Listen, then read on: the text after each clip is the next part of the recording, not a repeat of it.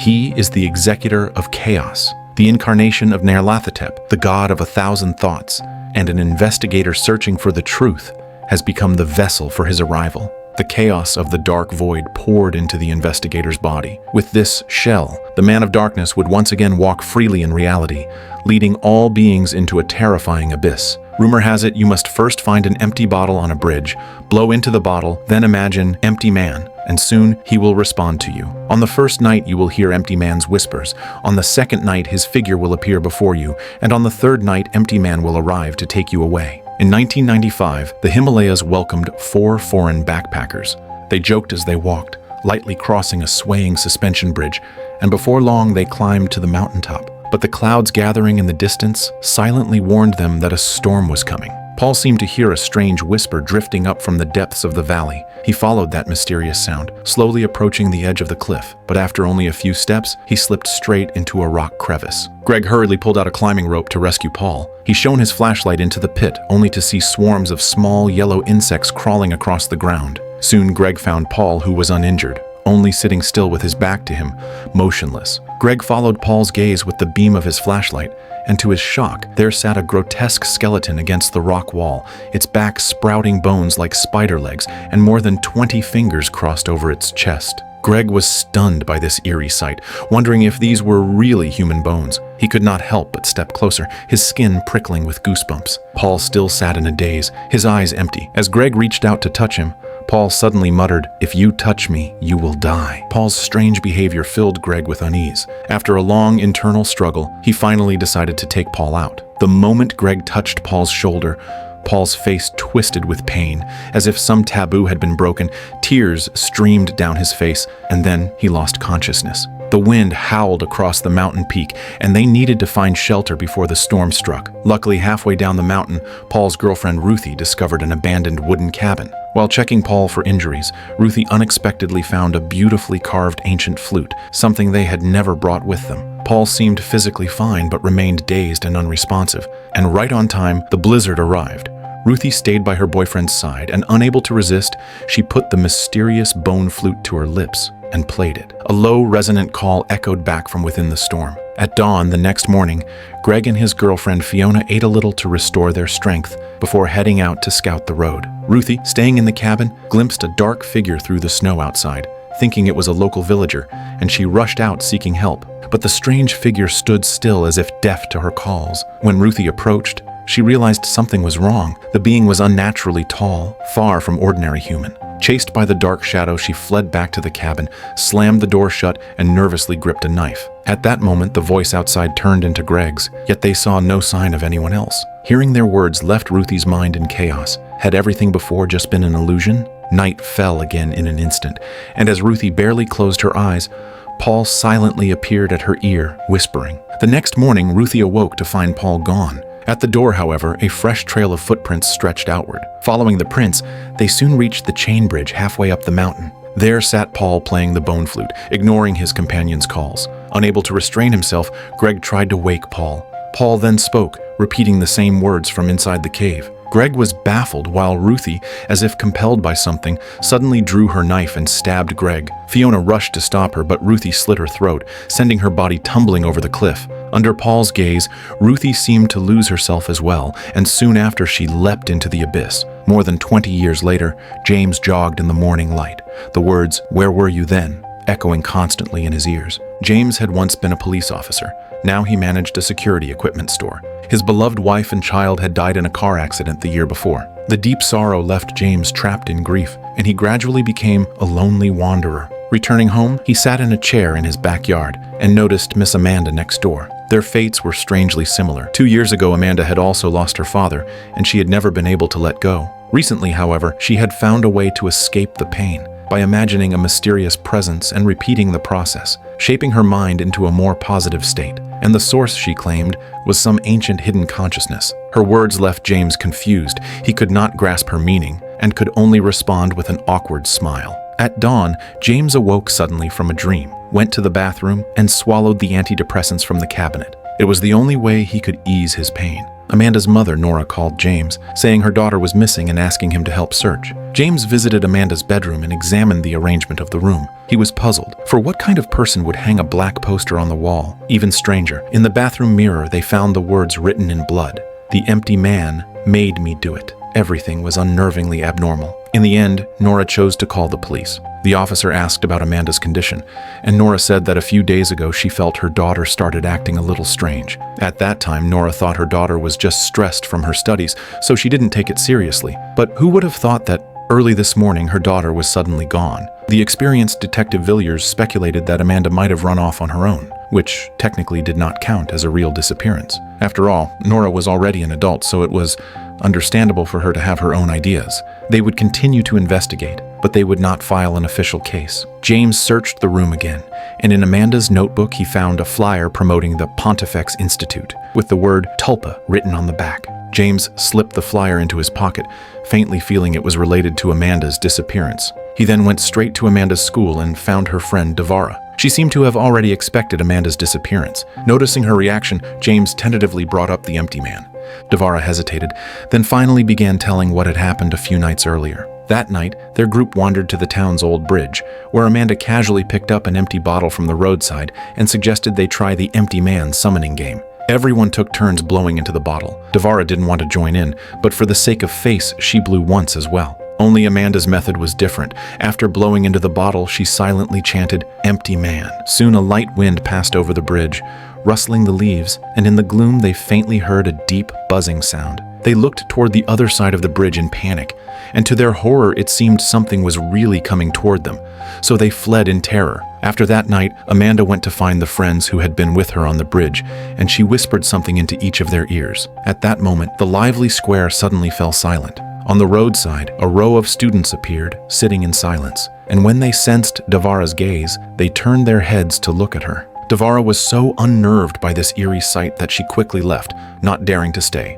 James, finding no useful clues, went to another of Amanda's friends' houses, but the place seemed empty. He called out several times, and when no one answered, he pushed open the bedroom door, only to find another black poster hanging on the wall. With no other clues, James walked into the backyard, where he saw a long, dead pet dog, and beside it a stone basin filled with fresh red liquid. He went to other students' homes as well, but they had all vanished. It was definitely no coincidence. He was certain everything was connected to that bridge. James went to the bridge alone, and sure enough, he found an empty bottle. He blew into the bottle, but everything around him remained unchanged.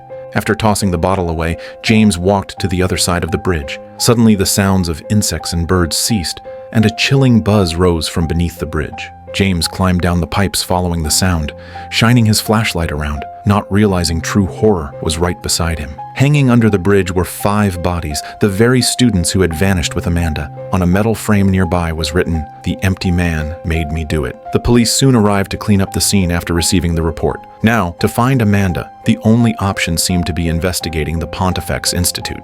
Meanwhile, Devara stepped into her bathroom. The steaming hot water eased her nerves, and she slowly drifted to sleep. In a blur, she woke up to a shadow suddenly appearing before her, plunging scissors toward her face. But this scene was only her hallucination. In reality, she was the one holding the scissors, stabbing at her own cheek. James was summoned to the station for questioning, as Devara's bizarre death unsettled even Detective Villiers. Normally, their small town saw at most 2 or 3 deaths a year, but recently the unexplained deaths had surged, leaving everyone on edge. Back home, James researched information about the Pontifex Institute, discovering that this so-called academy was more like a cult preaching about the end of the world. In 1991, they had held a secret ritual, attempting to summon something called tulpa, but the ritual failed and cost several followers their lives. James recalled the note on the back of the flyer, all connected to that mysterious tulpa. He searched online and found that tulpa seemed to be an entity shaped by imagination. At the end of the article was a formula that puzzled him. Consciousness plus focus plus time equals flesh. What could that possibly mean? That night, James had a series of chaotic dreams. He woke with a start and looked at the clock. 3:03 in the morning. He wanted to sleep again, but strange sounds came from outside. Grabbing a baseball bat, he cautiously peered through the crack in the door, and sure enough saw a shadow moving in the hallway. But soon it vanished. When James stepped out, he found the living room door wide open. Could it be the legendary empty man? The next morning, as usual, he swallowed his antidepressants, then drove to the Pontifex Institute. At the reception desk, James received a questionnaire. The first questions were fairly ordinary, but the further he went, the more absurd they became. such as only by merging into greater matter can one find true fulfillment, and his goal will only be achieved when civilization collapses. These ominous questions were clear signs the Institute was no ordinary place. He tried to coax some inside information from the receptionist, but she deliberately avoided the topic, hinting he would need to discover the answers himself. James quietly slipped into the lecture hall with the crowd, where the cult leader Arthur passionately discussed the relationship between humans and the world. At first it sounded logical, but gradually his ideas grew extreme, until he directly mentioned the real existence of the empty man. After the lecture, James confronted Arthur without hesitation, demanding to know what the empty man really was. Arthur's reply was like a stream of consciousness tale. He said the empty man was a kind of meditation, the culmination of all thoughts, capable of revealing hidden powers. Technology had stolen our memories, and repetition had robbed us of understanding. As Nietzsche said, when you gaze into the abyss gazes back at you. But if you repeat this line over and over, it loses its meaning, and you no longer think about why you gaze into the abyss, or why it looks back. In that endless repetition, the deeper meaning is stolen. James felt a chill in his heart, not knowing how to respond. Just as he was about to leave, Arthur suddenly said, "I'm glad you came back." James was completely stunned. He had no memory of ever being here. He secretly slipped into the inner part of the Institute, where rows of beds lined the walls neatly. In the center of a bookshelf, several bald men sat cross-legged, meditating silently at the black poster on the wall. They seemed unaware of James's presence, just sitting still and unmoving. He went deeper inside, arriving at a room filled with archives, and on one of the shelves a file marked Number 14 stood out. Through a narrow staircase he reached a wide underground chamber, where several followers sat together in the center, seemingly performing some kind of ritual. The followers blew into empty bottles all at once, and that familiar buzzing sound made the oppressive space even more sinister. Suddenly the lights switched on, and James was discovered by the Institute members and escorted out. In an alley nearby, a young man was already waiting. He had once seen Amanda here, and he knew that the girl had already been sent by the Institute to carry out a difficult mission. He didn't know the details, but it seemed to be connected to the Pontifex Institute camp in Missouri. This cult had a grand plan spanning 5 centuries, and Amanda was clearly caught up in it. To uncover the truth, he had to go personally to the camp in Missouri. Before long, he arrived at the legendary camp, a place long abandoned, with only a few decayed wooden cabins left. Searching through them, one by one, James discovered files recording the deaths of children. On an empty red folder, he shockingly found his own name written, which left him uneasy. He then went to the cabins where some followers had died, and the place was in even worse condition, with empty bottles scattered on the ground. A discarded teddy bear sat silently on the edge of a bed, its stuffing spilling out. On a table by the window, several old videotapes were piled up. One tape caught James's attention, showing scenes of the cult conducting experiments here. A bald young man with dry skin was strapped to a chair, behaving abnormally, his lips moving constantly as if receiving some kind of signal, while the followers placed a device on him to stimulate his brain in extreme ways. The footage suddenly shifted. The bald young man's state became even stranger. He began smearing blood wildly on the wall, and his fingers had turned into 6, unnervingly grotesque. James turned his head, and there on the wall was indeed such a drawing. He wanted to see what happened next, but at that moment, the teddy bear behind him suddenly moved. Sensing something, James turned around only to find the teddy bear was gone. Puzzled, he left the cabin, and across the river he faintly saw a few points of flickering light. He approached with his flashlight only to find a group of cult members dancing in unison around a massive fire. They suddenly stopped, swayed their bodies, and then resumed circling the fire, repeating the eerie ritual again and again.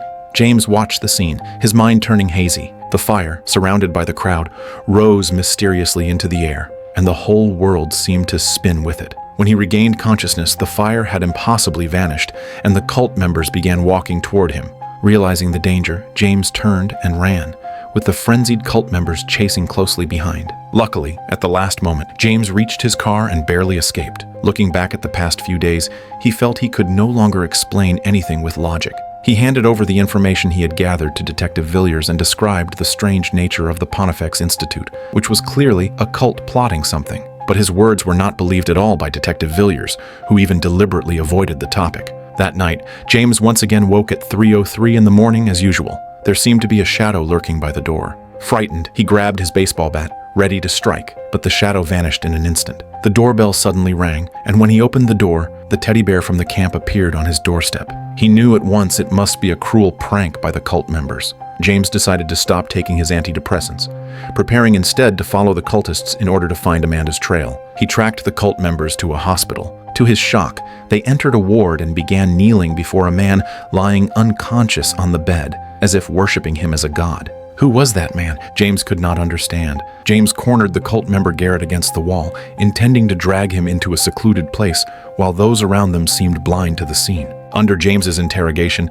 Garrett finally revealed that the unconscious man served as a kind of transmitter, receiving the empty man's signal of consciousness and passing it on to the followers. As for Amanda's whereabouts, Garrett refused to say, only vaguely mentioning the bridge. On a rainy night, James returned again to the Pontifex Institute, planning to cut the chains and sneak in, only to find the lock was already open. He took down the number 14 file from the bookshelf. Inside was the red folder with his name. Inside was the record of his entire life. Growing up in San Francisco, once serving as a police officer, losing his wife and child in a traffic accident, the list of antidepressant prescriptions from the hospital. The teddy bear, it turned out, was the one he had bought for his son, though he had no memory of it at all. James stared at the photo of his wife and child, falling into confusion. Could it be that everything about him had been controlled by the cult from the very beginning? He drove once more to the hospital, pretending to be a private investigator as he questioned the nurse at the front desk, wanting to know who the man lying unconscious in the bed was. The nurse told him that the man had been placed there 23 years ago, and no one could clearly say who had brought him. But strange people often came to visit him, and today there was someone in the ward again. To James's surprise, it was Amanda, the very person he had been searching for. She was carefully tending to the unconscious man, and she showed no surprise at James's arrival. James hurried to call Nora, but she mysteriously claimed not to know him, then quickly hung up. The truth was finally revealed by Amanda. The man lying in the bed was Paul, the only survivor of the Snow Mountain accident years ago. Their cult needed a new signal receiver. The previous vessel communicating with the empty man had lasted 500 years until Paul took his place. But Paul was too weak, and he could no longer endure. So the church decided to create a new one through more radical means, and James was their masterpiece. His brain had already been deeply influenced by the empty man. All of James's memories were lies woven by the church. They had used the formula collective will plus focus plus time equals flesh to create James 3 days ago. He was the tulpa, the new signal receiver. They had tried before, but all their experiments failed because they lacked the negative emotion of fear. Now James clearly possessed that quality. James's head throbbed as if it would split, and amid the whispers he seemed to dream of a cage. In a daze, the world around him turned once again into the cave in the snowy mountains.